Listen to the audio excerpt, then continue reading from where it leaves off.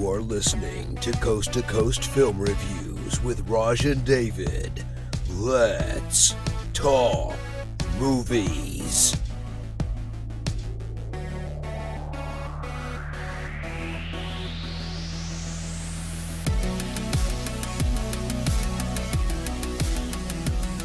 Due to contractual obligations beyond my control, I'm reluctantly here once again to present to you a new episode of Coast to Coast Film Reviews. I'm Raj, and here he is, the man who for the past 7 consecutive years has been named the employee most likely to discover an old back injury whenever there's heavy lifting to be done.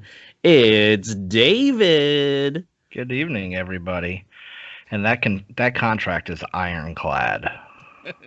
This is like a 30-year contract. What did I sign? Are you the devil? It's like a Suge Knight contract, death row. I don't know these references. See?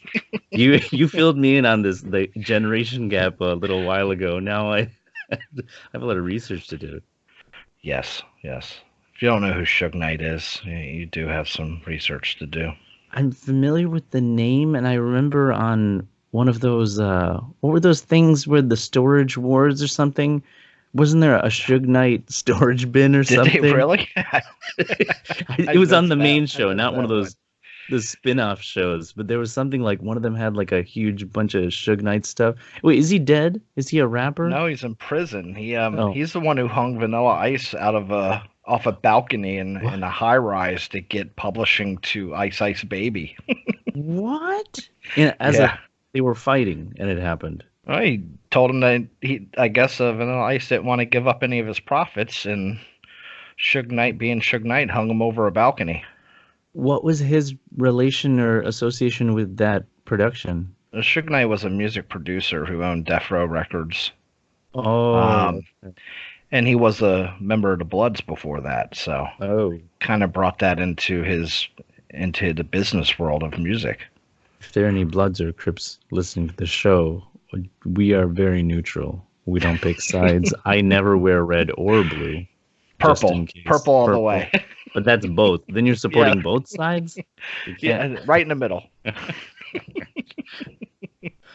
All right. What do we have for today, David? What's our show? What's our first segment about?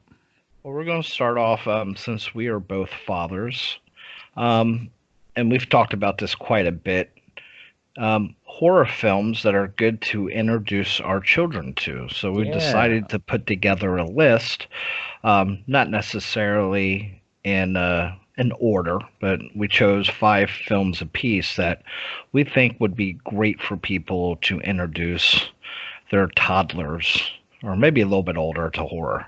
I was going to say, I think my age range at least stops before 10. So I would say maybe between 5 and 9. I think mine is appropriate for. What about yours? I would say, pretty close. There's none of these films would I worry about showing my 5-year-old son. But everybody's parenting practices are different, obviously, and we're both horror buffs, so we might be a little bit more liberal in what we think is okay. I am honored that you would include me in this horror buff category. I was looking for that one post because I wanted to drop some shout out to some people who gave us a lot of suggestions. Let me pull that up real quick.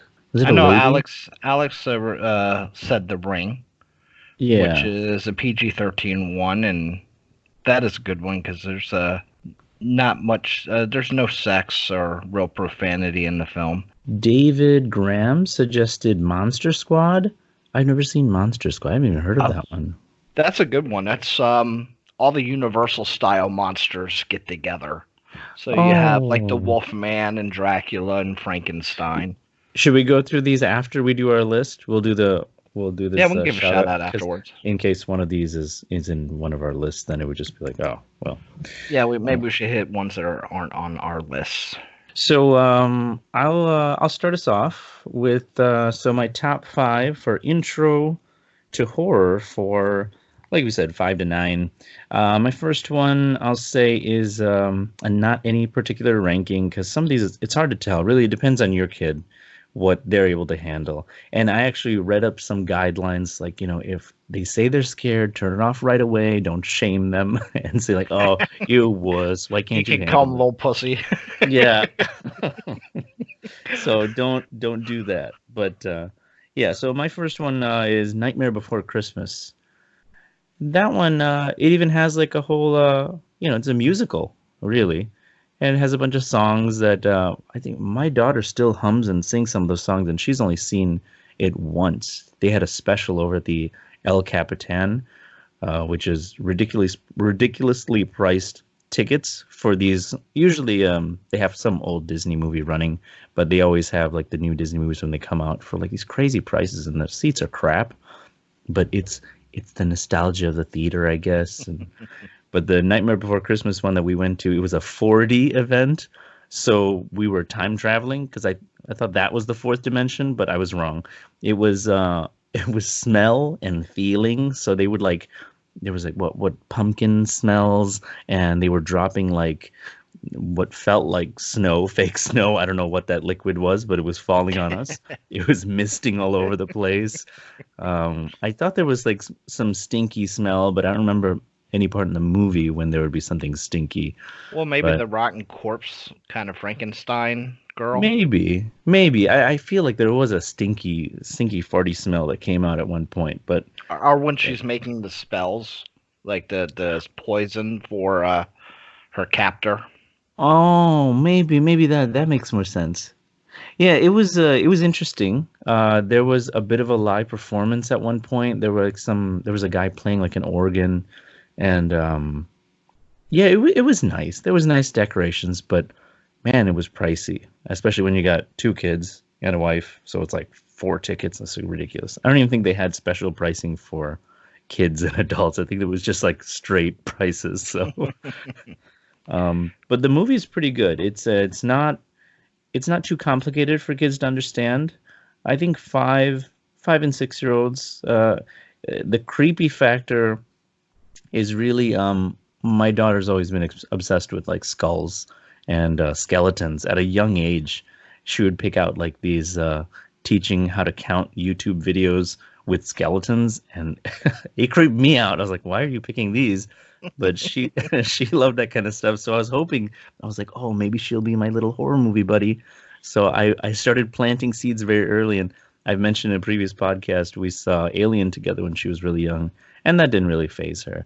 I mean, the scenes were kind of dark. I'm not sure what she actually remembers from it, but this movie, she really liked it. She loved the music and the songs. She doesn't remember a lot of the story when I ask her about it sometimes, so I do want to revisit that at some point. It's that stop motion animation, which I'm not a huge fan of. It really irks me. There's something just, I just don't like stop motion animation. Like even claymation, there's something about it. It just looks very strange. Like those old Christmas movies. They're like claymation or stop Oh yeah. motion. Oh, I can't do them. It's just hard to watch. There's something about it. My brain just doesn't like it, and it's like I feel like I'm throwing up constantly during the whole movie. That and the Corpse Bride, which is kind of this follow up to that one as well. They're both. I don't think I've seen that one, but isn't that's Johnny Depp?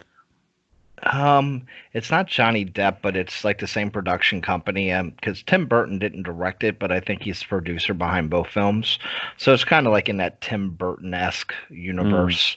It's kind of real drab and stop motion, but it's kind of a follow up, not in the same, not a sequel or anything, but in Like the same almost the vein. same universe. Yeah, almost the same universe. Right. I remember seeing like the trailer and stuff, but I never actually saw the whole thing, I don't think.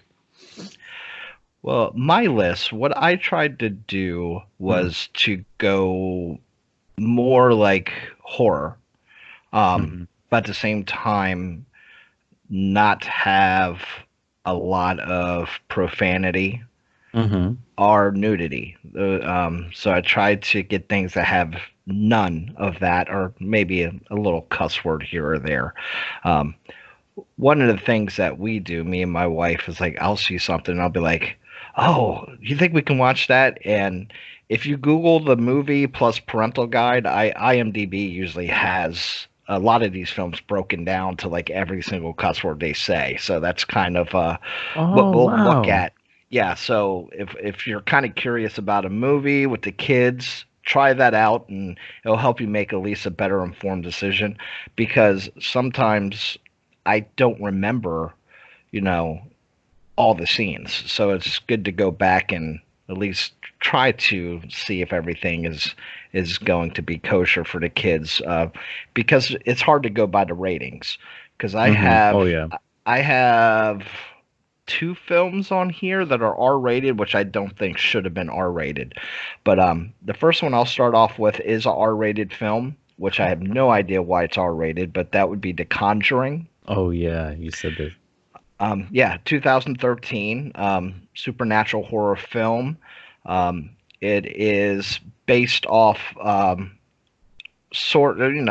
based off reality, not my idea of reality, but based off Ed and Lorraine Warren. They did paranormal investigations. They're best known for investigating the house at Amityville.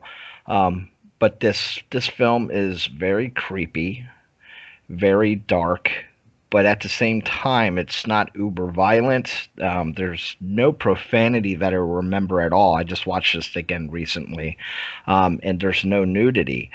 Um, so I watched this with my 5-year-old son, and one of the coolest things he's ever said to me, he looked at me and said, "Daddy, I'm scared." And his next sentence was, "I like it." So that That's cute. so that made the horror nut father really proud. And also with my list, I'm trying to pick things also that don't drag too much in the story, because if you have a 7-year-old watching it, you need some stuff to keep them entertained. Yeah. The Conjuring is just on the edge of that realm, because there is a lot of lead up into actually seeing the ghost and seeing the supernatural. So there was parts in the first act or so that the kids seemed to get a little bit fidgety, but once everything starts happening, they really enjoyed it.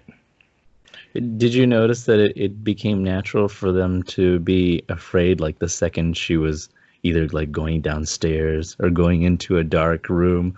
Like, did they ever vocalize and say, "Ooh, don't go down there," or anything like that? Did they They ever didn't talk? vocalize it, but you could tell by their body language and how intently they were looking that they were expecting something to happen.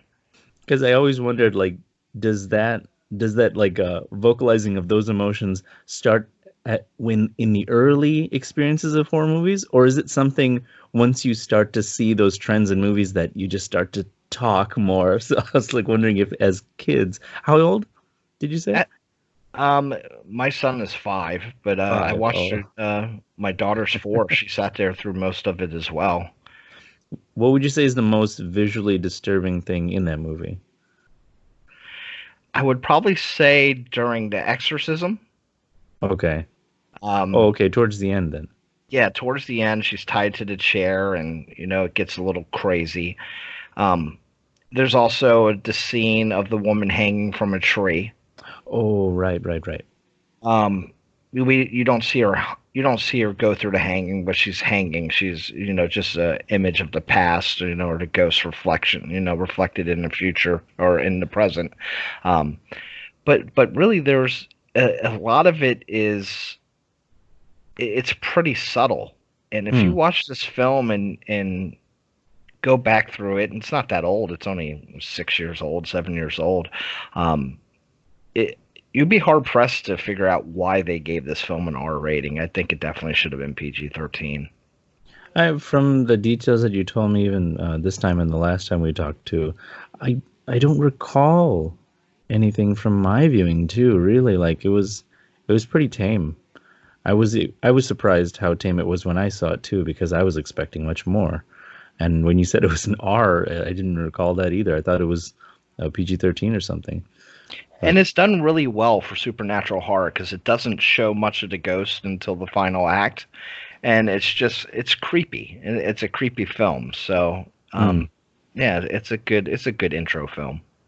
I was going to say, I don't know if I told you this idea of mine before, but uh, after legally acquiring these movies, if I did video editing, do you remember like Man, the only movie I can remember is RoboCop.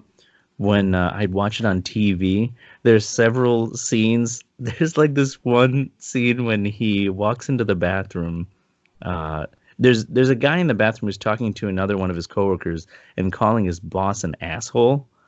Yeah, And and and the other guy, his actual boss, that guy walks in and he hears them, or he was overhearing. He was in the stall or something. yeah. I believe And he's in the toilet and they're yeah, talking shit about him. and so in the TV version that I saw, and I was like, wow, this is really dumb. But he's like, oh, he's a real airhead. and, and then he comes out of the stall and he's like, you really should be careful when you're calling your boss an airhead. I was like, that sounds weird. Like, couldn't he get somebody at least close to the real meaning of what? That was my first time ever hearing a censored word where it doesn't just a bleep, they actually replace the word. I was like, what? I was like, airhead, is that a bad word?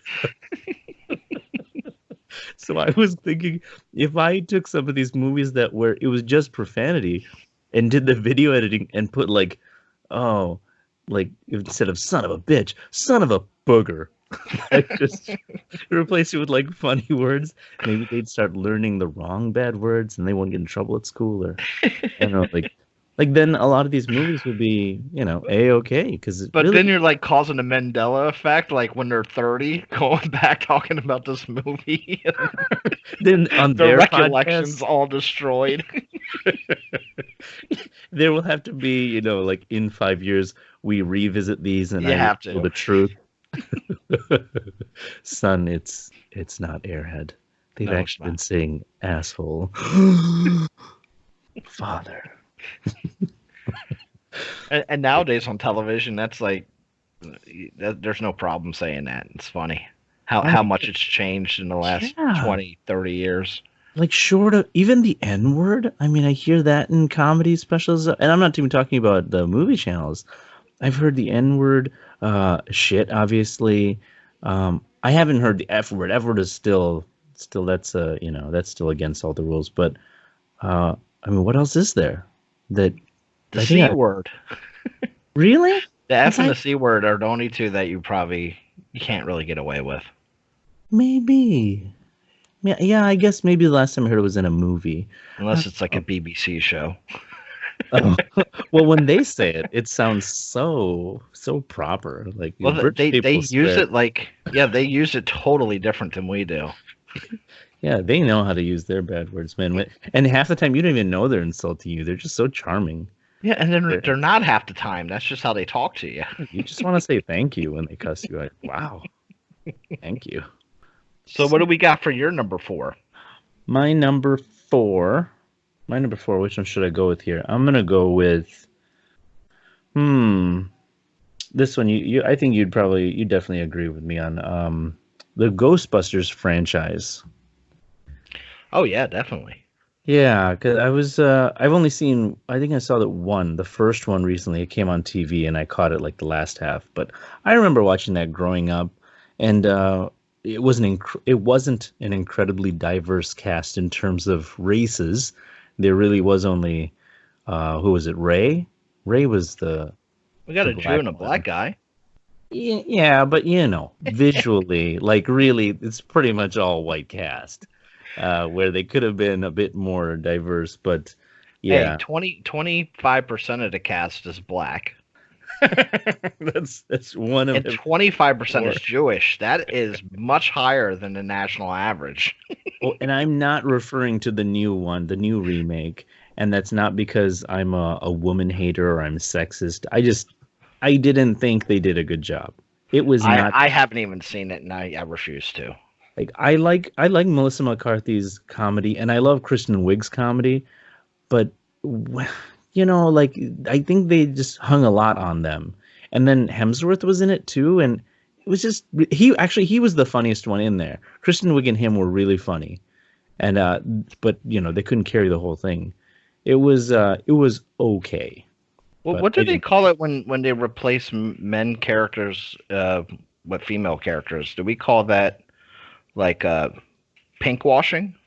Pink washing? Why is it pink? because white, We get whitewashing, so what does it be a color? Genital washing? Genital. That sounds like a service. yes. That's free That genital sounds like it washing. might be one of our sponsors. Oh, I'm gonna have to look into them. They're right down the street. Great service. Well, I'll go into my number 4, and it's actually another film by James Wan. Mm. And this is one again I watched very recently. Is Insidious, Oh yeah, that's a good one. and it's another supernatural horror. Kind of a haunted house film, kind of not. Most people have probably seen it by now, but it's more of the child. The ghost follows the child, and their child, the parent's child, goes into a sort of coma, where he's lost in another realm, another dimension, and demons are out and about in the house messing with everybody. This is a PG-13 one, which is funny because I think this one is maybe even darker than The Conjuring.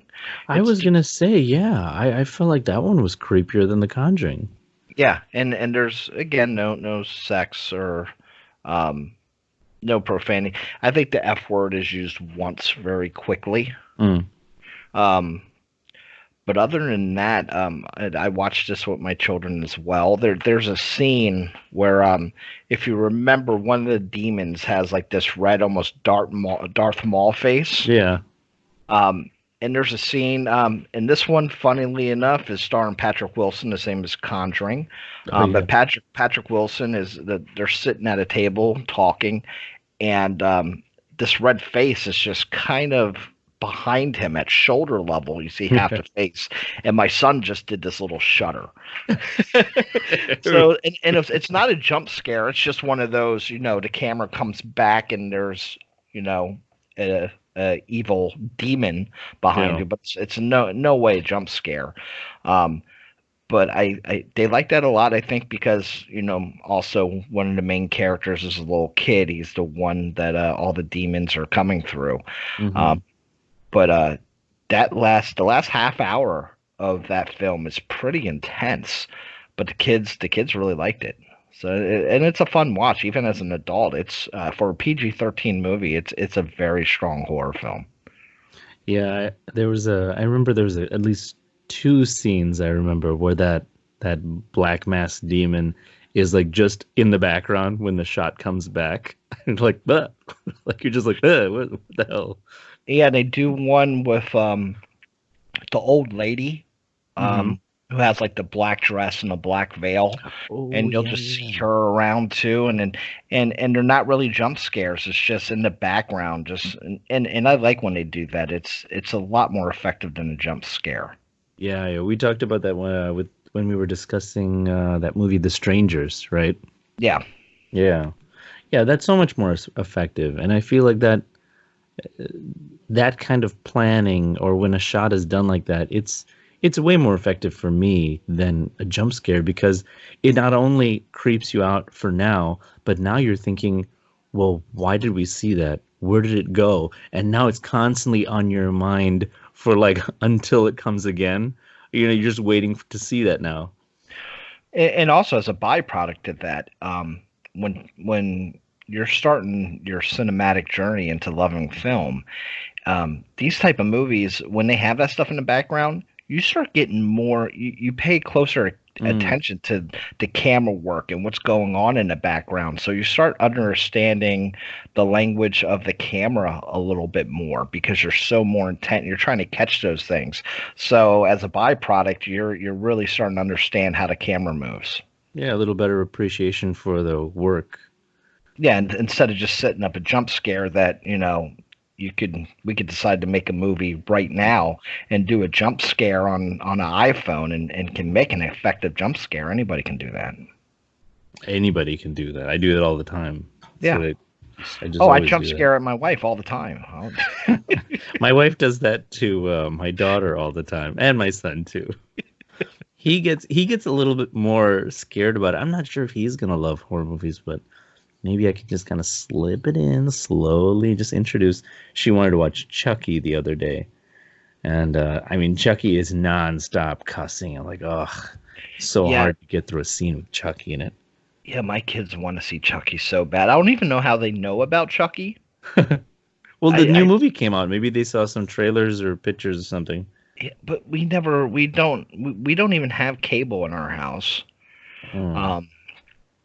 Um, I mean, I like Child's Play, but I don't own the movie, so it's not like they've seen, box art or anything like that. And it would say Child's Play. It doesn't even say Chucky. So sometimes kids get this stuff. I don't even know where the hell they get it from. Advertisers, they found a way to reach your kids. That's creepy. Where I'd did they rather get... them ask for Chucky than a Big Mac, though. So we're good. There, yeah, there you go. There's a difference, a health difference. My number three. Let's see. I'm gonna go with Gremlins, and that's another franchise that I think at least has three. I want to say three, right? Maybe four even. There's two of them. Two? Oh There'll man, be not even two. three. Yeah. I remember watching Gremlins when I was younger, and that was, I mean, it's super safe. Did they have? Oh, you know what? Did they have profanity in Gremlins? Do those little I things have dirty mouths? No, no. There might be a little slip. I don't think there's any F words or anything, but If it is, it's so garbled and such garbage with the way they talk that you can't even tell. But most of it is like they do like these celebrity impersonations or something. I remember like yeah, it's there's like just- Humphrey Bogart. it's so dumb. That movie's so dumb, but That it's that's very safe. that is one of my favorite films ever. Yeah, which one? The first one? The first one, it's one of those films I saw at a theater really, really young. I think we've talked about it before. That and Ghostbusters are just so important to cultivate my love for movies. And we watch that movie probably once every 6 months. Yeah. So the little thing. Oh my God, Gizmo, Yep, right? Yeah, Gizmo the Mogwai. he acquires him from a strange Asian shop for his son. And the story goes from there. There's certain rules you're not supposed to do with this little creature. And of course, they must be broken for the plot to continue. And these gremlins are produced, and they're just they're very media savvy, and they know they they know how to push everyone's buttons, and they're just crazy. They're gremlins, the definition of what gremlins are. And that Gizmo thing, I mean, why does it even survive? I don't know, but is super cute, and I don't know any kid that wouldn't love it. Yeah, Furbies. The Furbies Yeah. look just like kind of, except Furbies have like a beak mouth. But Joe Dante directed that, and from what the stories are, they wanted to go in a much darker direction at first. hmm. And I guess the studios got involved. I know Steven Spielberg was involved as well, and they kept it more of that PG. Um, in movies like that and Ghostbusters, there was no PG-13 back then, and those movies kind of is why we have PG-13 now. Oh, to squeeze in a little bit more, but not too much. Well, if you got to think the scene in the kitchen when the gremlins attack the mother, like she puts a gremlin in a microwave and blows it up. Oh yeah. And the green gooey blood in the 80s when that came out, that was kind of risque back then. Did you put one in a blender? They had like a mixing bowl, like Oh, maybe that's. because Dad invented all these really terrible inventions. Mm. So, so yeah, it was like a mixing bowl type thing, and its feet were hanging out. Yeah, I remember watching that. I don't think I finished it as an adult, but I remember seeing the whole thing as a kid because I tried to go back to it. I was like, oh, I remember these movies. And I was It's a like, Christmas movie too, so it's the time of year for it. well, maybe I'll actually put some of these on for Christmas. We do our weekly movie nights. So I'll see about that. I don't even think I haven't seen the sequel to Gremlins. How's the second one? Is it as good as the first? Gremlins in New York. The location-based one. Yes. Still don't know the rules though, do we? No, they still screw it up. There's actually a scene in that movie where Gizmo's dancing, and my kids think it's like the greatest thing ever. Like I'd have to keep on rewinding it. Um, I forget the song, but he's dancing to like an older '60s type of doo-wop almost type song, if I remember correctly, like '60s rock, and the kids just love it. Yeah, Well, I'll go to my number three, and Go this for one's probably my curveball. Killer Clowns from Outer Space. okay. 1988. It is a cheesy PG-13 science fiction horror movie about killer clowns from outer space. Obviously, they're aliens and they come to Earth and they feed off humans, and they turn humans into what looks like big candy um, cotton candy rolls, and they suck all the juice out of them. I watched this again about 6 months ago. This is a cult classic, so it's I've heard the title and I've seen the picture probably in the movie stores when they used to have rental places. so it's just cheesy and funny. And I probably about 6 months ago or so, I watched it with my son, and he thought it was hilarious. But it also has some of the horror elements because they are evil aliens. So it's one of those things that you can sit there and laugh at, and it's not too edgy. There's not profanity, no nudity, and it's just an all-around fun type film. That's hilarious. I never saw so many. I'm looking at the screen captures of this movie.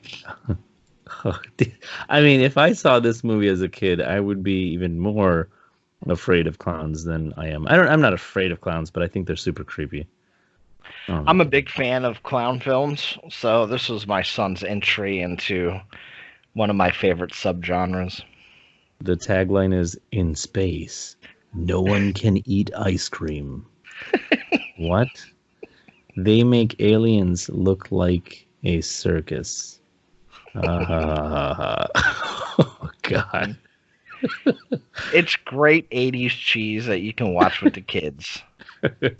I will see if I can acquire legally a good copy because all right, is it popular enough you think it'd be easier to find?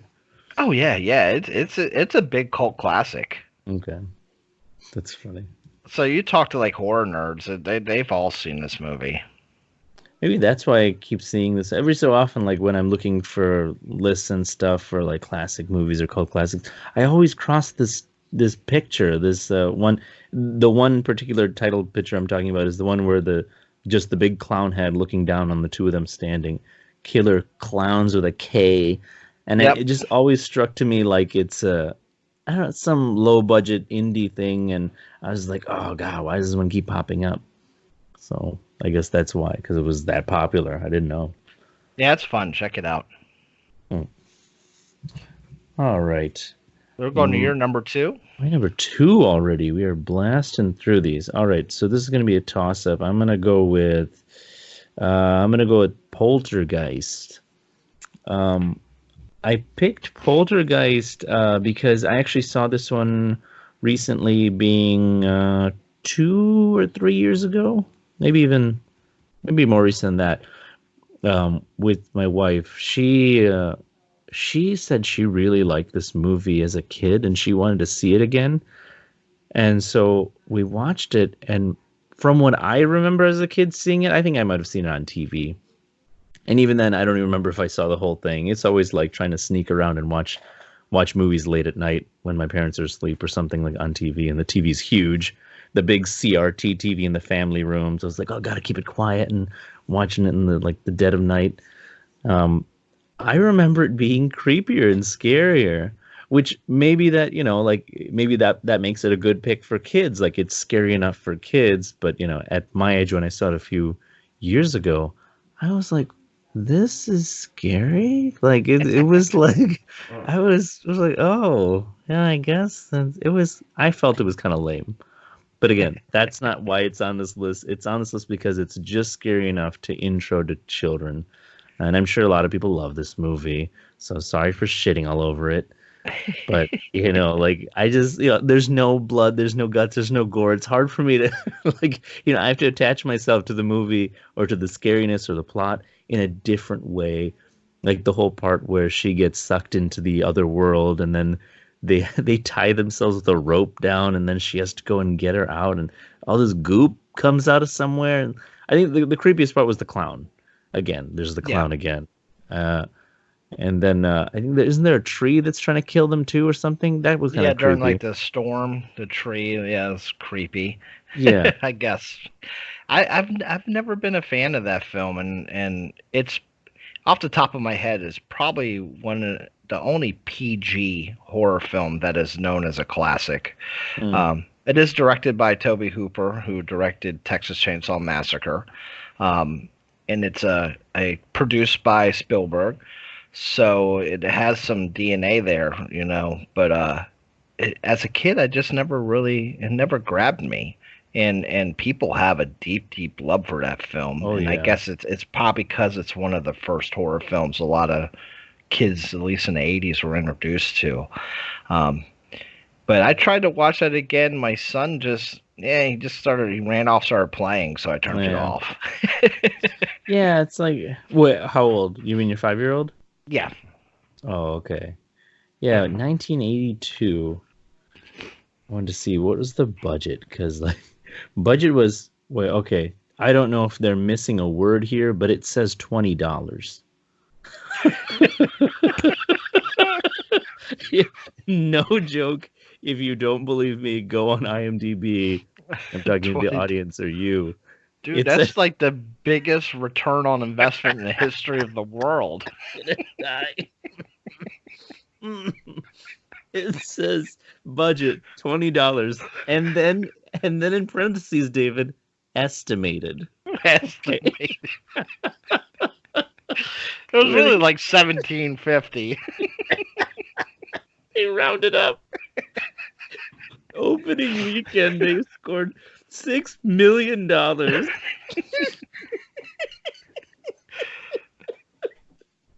Turned 20 into 6 million in a weekend. That's a hell of a deal there. No wonder these guys are so rich. Worldwide grossing $77 million. Oh my gosh. Which is, back then, that's like $150 million film. That's crazy, man. To think like some of these older movies made that much money. Well, I'm gonna go to my number 2, and this one I think is tragically underseen. It's a 2009 film directed by Sam Raimi called Drag Me to Hell. Oh, yeah. It's Sam Raimi, so it has the humor along with the horror, which he's really good at doing. But it's about it's one of those movies that involves an old gypsy lady putting a curse on people. Those dirty gypsies. Oh wait, that's an actual people, right? Sorry, I gotta cut that out. You gotta cut that. I gotta cut that. That might be somebody else. Yeah. Pretend I didn't say that. Say the whole gypsy part again. So the film is one of those plots about a evil gypsy woman passing a curse onto I believe, I haven't seen it in a while, but it's she had a loan that was being forfeited, and so she decided to pass along a curse onto this poor girl who just kind of works at the bank. Yeah. And basically she has 3 days before she will be dragged to hell. It's a PG-13 film, but it's so creepy and funny at the same time, and it's done by one of the best who's able to merge that comedy and horror. But it's fun. It's just a fun film to watch, and like I said, I think it's tragically underseen.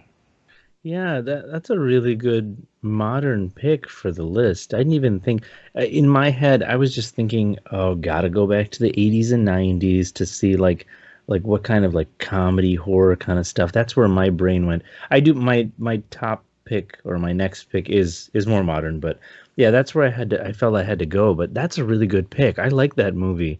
The only reason I probably couldn't show my daughter, or maybe even if I could, like I said, my whole video editing idea, if I could cut out the scene with the animal sacrifice, Yeah. that would be a bit much for her. She loves animals as much as I do. And one time we were walking down Hollywood, and they had a demonstration where these guys were just holding up these TV screens, and they were showing. They were there for God. What is that group called? Is it PETA? Animal? Oh yeah, maybe it's PETA. But they were showing animals being slaughtered in a slaughterhouse. I thought PETA doesn't talk about the food industry though. Yeah, they do. Oh, they do? Oh, okay. Yeah, so it might have been PETA or Amnesty, Animals for Amnesty or something like that. Anyway, they had a bunch of TV screens and they were showing all the things they do to prepare animals for food processing and stuff. And we were just walking. I was not even paying attention to that. And I just noticed she stopped while I was holding her hand, and she just started crying, and she wanted me to pick her up. And I was like, holy cow. Like, I didn't know she really even understood what was happening. This was like a year ago, maybe a year and a half ago. So that's when I started kind of talking to her more about vegetarianism. I was like, if you really don't, that's what they do to make the food. And then she just started saying, well, I don't want to eat it anymore. And I was like, okay, I don't eat it, so it's okay. You can eat what I eat. And so I just started to cater to her wants and needs in that way. And now she's a vegetarian. And I don't know. I guess I enjoy sharing that kind of bond with her in that way. But yeah, I definitely would have to cut out that scene or be ready to skip past that scene because they didn't show a lot of blood, but I remember like there might have been some when she when she's just stabbing the cat, and yeah, that scene. But other than that, I think that's a really good pick. I completely forgot about that. The only scary scene, there isn't even anything when the demon is in the house. There isn't really anything. There's nothing sexualized. That's pretty clean. Maybe profanity. I don't remember if there was anything. You said I there don't wasn't think at they. all? I don't. I can't be sure, but it's not much. Hmm. Yeah, Justin Long is the boyfriend, right? Yeah. Remember the end? The coin. I knew it. Like I knew it. I was like, oh wait, it's just that. And then he gives the fucking coin. I'm like, no, you idiot. you fucked it up. It was real popular when it came out, but people just don't talk about it anymore. Mm. And did you say it is a remake of an old one? No, no. It's purely original. Oh, I remember hearing that it was a remake, but I'm thinking of something else. All right, yeah, that's a good one. All right, my number one pick, mainly because my daughter is already obsessed with this movie, and horror. I mean, again, these are horror for kids, so I think it's a really good intro. Twilight? Coraline. And timing with you. That's perfect. Perfectly interrupted me. Do you remember the last podcast when you kept doing that when I was trying to introduce Alex? We have our show, Alex. Oh, and you said I forgot what you said. It's like, damn it! My number one pick is Coraline. It's now I forgot what I was gonna say because I was so rushing to say the name. Uh, she loves this movie. She's seen it like 3 or 4 times now. It's a story about a Michigan family of 3. The parents are writers, and they go off to what state? A colder state, anyway, a wet state. And they're in a new house, and she's getting to know the area, and she discovers this other world in the house that she can access through this door with a special key. And on the other side are these other people who have buttons for eyes. And through the story, There's that's really the creepiest part of that movie are the eyes of the people in the other world because they're just buttons. And I don't know, it just that creeps me out. and and the story ends up going along, and it also almost turns into like a scavenger hunt sort of thing, like a video game where she has to find these certain items and elements in order to rescue people and stuff. But it's a really creative story. Um, my other issue is that it is that stop motion sort of thing. So it's like, ugh, it's kind of hard. I have to look away. I really don't know what it is. I feel like it's something in my brain, something literally neurologically wrong with me that I just have difficulty staring at these stop motion things. Like something about the frame rate, maybe. But it's I have to look away for a little bit, and then like I'm not gonna throw up. Like literally, I don't literally get sick. But something inside me just it's just like something. My nerve endings are just like just firing, and I have to look away. But it's very very well done. I really appreciate the story. There's no real plot holes or loopholes. I think the cat is my favorite character, and it's funny like if you pause and take a look at some of the set and the scenery, like it's so interesting how they created it. Like there's one scene where I think someone throws up, and if you pause and look at it, like you can see the string and the yarn and how they created. So I was like, oh man, that's just so creative. Yeah, my daughter loves it, and she's seen it like 3 or 4 times like the last 2 months. So It's based on a book by Neil Gaiman. And I've seen this film a few times as well with my kids. But Neil Gaiman, he's done like comic books. He did like The Sandman. He was written. He also did like Good Omens, which is on Prime now. But yeah, he's a very diverse artist. Does some really weird stuff. And Caroline it's a weird story too. So it's cool to like get the kids into something kind of weird, but they can still follow it. yeah, yeah. And didn't you say Drag Me to Hell was 2009?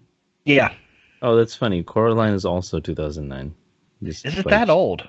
By chance, yeah. I didn't think it was that old. Ooh, what's the cat's name? Oh, the cat. Oh, Keith David. That's who it is. You know him if you look him up, or if you know that yeah, name. I know. I probably watched that within the last month or two. That deep voice, Keith David. I can't do Keith David. And my 5-year-old son, who is always looking for horror, he really likes that. So it's a good pick. Oh, you know, an honorable mention. Have you ever seen 9? Also 2009. I know what you're talking about. I have not seen it though. That was not a bad movie either. There wasn't. I mean, there was definitely no swearing.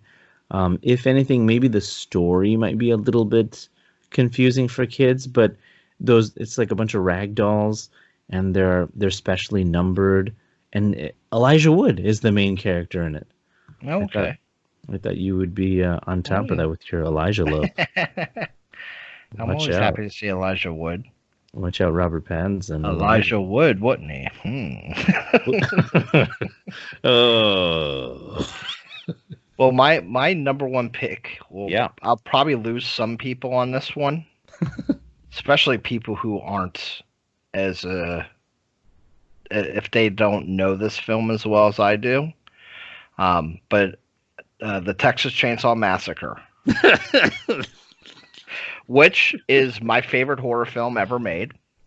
Mm-hmm. But a lot of people have it in their minds that this film is a lot gorier than what it actually is. And that is to the credit of Toby Hooper, how he shot it. It's really not a gory film at all.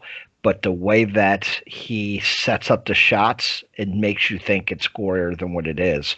And I've gotten into this argument with people who aren't as astute about this film as I am and tell them to go back and watch it. It's not a gory film at all. It doesn't even show much blood. But it's a terrifying film. There's no nudity. I think the word bitch is used twice.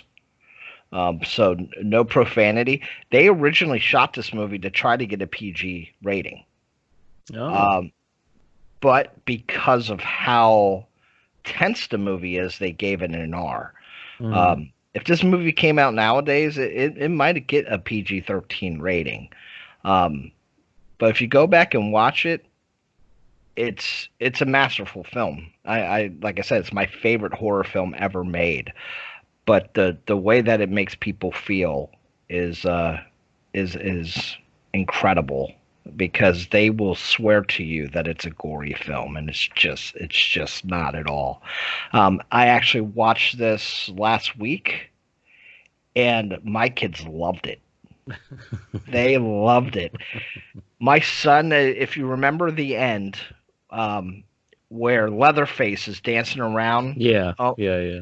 he thought that was the funniest, greatest thing ever. He just thought that was so great. He's like, he's dancing. Uh,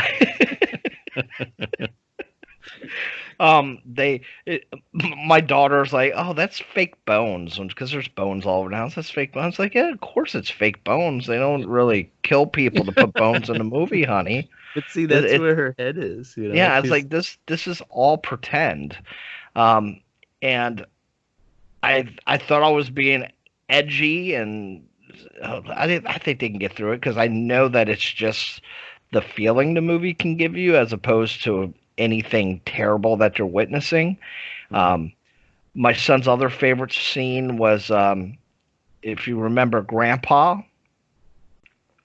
They bring out Grandpa to kill the girl, and Grandpa's the best killer ever, and Grandpa is pretty much dead. Grandpa is like, he's living by the skin of his teeth, and they keep on giving him a hammer, and her head's over a bucket, and Grandpa can't even hold the hammer, so he just keeps on dropping it, not even hitting her.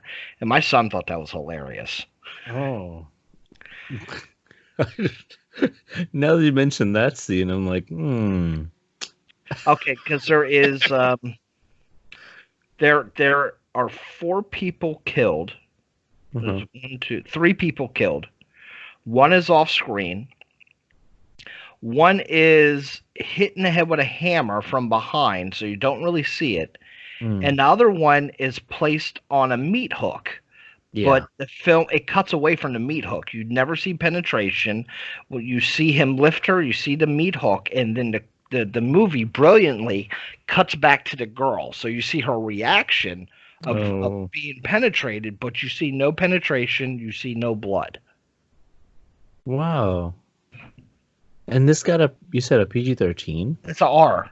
It's an R. This was an R. Yeah, I think nowadays it definitely have an argument for PG-13. What year did this one come out? 74. 74. And it's probably, in not just my opinion, probably the most important horror film ever made. Oh my God, there's your face. I looked it up on IMDb, and your Skype face came up. They shot the film for $140,000, and it is a cult classic. It's not even just a cult classic. It's just a classic. People don't even watch horror movies and know this horror movie. See, the worldwide gross was $30 million. Of $140,000. That's pretty good, huh? True. But nowadays that would be even cheaper, because you got it's under $1 million if you do inflation. But how much of that was film? You got to remember, a lot of these films back then, film stock was expensive. Everything being digital now, you can shoot it even that much cheaper. You can shoot it on an iPhone now. Yeah. There's a movie called Unsane. That sounds familiar. I think I've seen the. All shot on the iPhone. Really, it's actually a really good movie. Yeah, Steven Soderbergh, who is he is a mainstream. He dabbles in both indie and mainstream, but he's a big name director. Did a whole film on an iPhone, and it's actually a really well done film. You would never even think it was shot on an iPhone. Oh, I know this movie. I've seen this movie. Yeah, Juno Temple. I'm looking through the screen caps. So yeah, so that's my number one pick. Maybe not show a 5-year-old, a 10-year-old, 9-year-old, I think will be perfectly fine with Texas Chainsaw Massacre. The end of the spectrum for the 5 through 9. Yeah, I was thinking 5 through 9. My 5-year-old son was fine. He was fine, but he's also saw a couple horror movies leading up to that. Besides Conjuring and Insidious? Yeah, I scroll through all my streaming platforms because he'll come, Dad, I really want to see a scary movie. So I try to stream through a lot and try to find different things for him to watch, and it can be difficult at times because he'll see the pictures. Like we're sitting there going through, Amazon Prime or something. He'll see the pictures like, I want to see that. It's like, there's no way in hell you're watching that. We're still looking. Oh, what's that one? Which is great because when I see him doing that, it reminds me of when I was a kid with the VHS cover art and just seeing ours, like, oh, I'm gonna watch that. And even though it's digital age, he looks at those little thumbnails and he's like, oh, I want to see that. I see people that stuff, horror films bother so much, and I can't even really relate to that. And I don't want my kids to be able to relate to that either. Oh, yeah. I really don't. I mean, I know everybody has their line. I have no line when it comes. I really don't. I could sit and eat a sandwich, watch a Serbian film, and it just doesn't bother me at all. But I see people watch films that I think are pedestrian, and they're like, "Oh my God, I can't sit through this." Like, what the hell is wrong with you? Where was your parents at? Didn't they teach you anything? So here, Ryan, a shout out to Ryan Vincent Logsden. He said his non-parent former child opinion: start with Disney's Halloween Treat. Have you seen that? I don't know that one. No, I haven't seen that one. Halloween Treat and Monster Squad and Gremlins and Ghostbusters and The Gate. Have you seen The Gate? Yeah, I haven't seen it in a long time, but oh my God, that movie is just like all kinds of nuts. The crazy stuff goes on, and then how it ends, it's so weird. But yeah, I think my daughter did see that one with me one time. Yeah, I didn't even think about that one when a couple people mentioned The Gate, or at least another person mentioned The Gate, and I think that's a really good pick. The Gate. Then he says, see MJ's Thriller and Beetlejuice. Beetlejuice was an honorable mention on my list. My wife loves Beetlejuice. That might be a decent one to put on the list. A lot of what's on your list would have been on mine if I tried to purposely steer away from a lot of the horror comedy. Mm-hmm. But yeah, Beetlejuice, Gremlins, Ghostbusters, those are a must. I thought for sure you'd be taking some of mine. I was surprised we didn't touch a single one of each other's. And then Creepshow and 70s Tales from this Crypt. I haven't seen the 70s Tales from the Crypt in such a long time. I don't think I've ever seen those. I remember seeing the 90s ones. And I'm thinking about Creepshow, and I think there might be a little nudity in part 2. Oh. But I don't remember too much profanity at all. So I feel like in the older days, us, our age, the older days, it wasn't really the profanity wasn't a big seller. I feel like as movies got more risque, like the profanity started coming more into like, I don't know, just make the dialogue pop more. And it wasn't really necessary, or I don't know, maybe they just didn't think about using it. I think it was more offensive to use such strong language in these older movies too. Yeah. Well, and the one thing that I battle with is we're so close-minded about nudity and stuff in films as an American culture, and that's not everywhere. And I've gotten to this discussion before. My wife was like, why do we allow all the violence, but some nudity is like such a taboo? So I think the whole thing, like, if I don't care if there's some boobs on the screen, I wouldn't say my 5-year-old can never see that. But I think my wife is more of the conservative on that side. So obviously we both parent, we have to set some guidelines. But the nudity, if I'm letting them see violence, I don't. Now, if it's like really sexualized, that's one thing. Right. But if it's an 80 film, some girls running around with her boobs out, or there's a shot of a penis, I mean, that doesn't. That's not a taboo to me personally. If I'm letting them watch violence, why is a nude body such a big deal? I don't know. Like, I feel like it's been such a standard in all these horror movies to constantly have boobs pop out every now and then. It doesn't faze me, like you said, like, oh, okay, boobs, a big deal. And then she gets stabbed next or something, because usually the the promiscuous one goes and gets stabbed. But the she gets stabbed. But my son points out that stuff. He's like, you boobies and stuff. But I think I don't know how I feel about penises. But penises, there aren't a lot of horror movies that show penises. That there's going to be a lot more than just a penis in a movie that shows a penis that you probably won't allow. But it's like Halloween's a perfect example. There was one sex scene with PJ Souls, if you remember. Michael Myers comes back with the sheet over his head, pretending to be the boyfriend. After the scene, he has sex with her and goes off. And it's really just some boob shots in it. But I didn't put that on my list because there's a lot of people just that one scene alone takes it off the table for them. But there's not much profanity in Halloween. It's not a gory film, but it's really that one scene that I would have to fight to be able to have the kids watch. Did you say Michael Myers has sex with her and then kills her? No, the girl in the PJ Souls character has sex with her boyfriend. Yeah. And he goes down to the kitchen, you know. Oh. And then Michael Myers kills the boyfriend and then puts a sheet over his head to come back like, oh, it's my boyfriend trying to scare me. And it's really Michael Myers. You know, which is such a trope now, which I think a lot of the 80s movies after that kind of took that trope and ran with it. I would think I was talking maybe with my wife about it, but why are these like even in the Jason movie? Yeah, I was talking to my wife about it because it was Friday the 13th and they had their marathon. Like these guys are just supposed to be these cold-hearted killers, and they're just walking at a steady pace, chasing down their prey. And then they have all this time to like set up bodies in closets and like cut off a hand.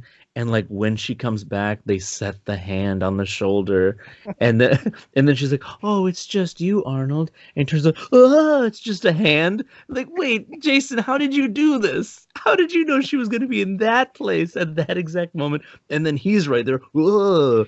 Like, get out of here. I want to see a movie where they show the behind the scenes of what Jason and Michael do to set this shit up, because that would be hilarious.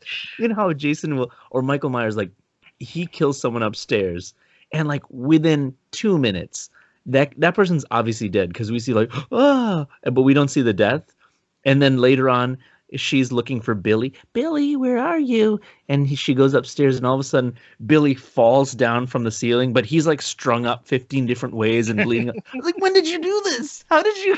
When did you have the time? I think Friday the 13th started that trope where the final girl has to run and find every body, every dead body of everybody else. Because she thinks she's not alone, right? So she's looking, and then one by one, she's discovering she finds it all. 12 dead bodies. Like, when did you have the time for all this? I want to see those where he's just taking his time and like humming a song and like tying stuff up. It's just it's too much setup. Yeah, what is he doing during the times when he's not stalking somebody? I mean, doesn't he have to keep stalking just to keep up, even with a limping girl going at full speed? This guy is at a steady pace. He's got a Fitbit on. He's worried about his heart rate. He's so slow. And, he just banks on them twisting and breaking something. Oh, yeah, he knows, you're a white chick. You're going to trip over something and fall eventually. Yeah. It's like, I don't do anything. Just idiots. Well, folks, there is our list to introduce your little lovely children into the dark realm of horror film. And they weren't too dark, except for maybe your Texas Chainsaw Massacre. That was the darkest of them. Well, drag me to hell. Well, mine were all a little bit darker, but they give you that thrill of being scared, which is what I was going for. Get that the adrenaline going, because that's what makes you fall in love with these films. I think that tension you feel, that anxiety. So you start off, like, you might get into the Gremlins and stuff, and just, it's funny, but then you get to go see something like The Conjuring, and just to get that feel that dread. I was gonna say our list is like Mine was at the lower end of the age spectrum, and yours is like almost middle to higher end Yeah. of the spectrum. Well, so it's a It good was- list. I think That was a good we put. mix. Unintentionally complimented each other. It was pretty good. So I ran into a guy at the store who had this new product, and I told him about the show, and he asked me if I could plug him into the show real quick. So there's a new sponsor for the week. This portion of Coast to Coast is being brought to you by the new Pounds Away Diet Toothpaste, the all-new adhesive toothpaste that makes you lose weight. Because with Pounds Away, 90% of the food you put in your mouth will stick to your teeth. That's a good idea. It's a brilliant idea. Now, after all the food is stuck to your teeth, I'm not sure if he has a second product to then get it out of your teeth, or how long does this adhesive last? I didn't go into the details. I'm going to try it out tonight. We'll see what happens. Was this by any chance the father from Gremlins? I thought you meant like it was the Chinese guy, the Asian guy was selling. No, the father with all the terrible inventions. What was his name? Sal? I don't remember. Bill? No, I don't. Maybe.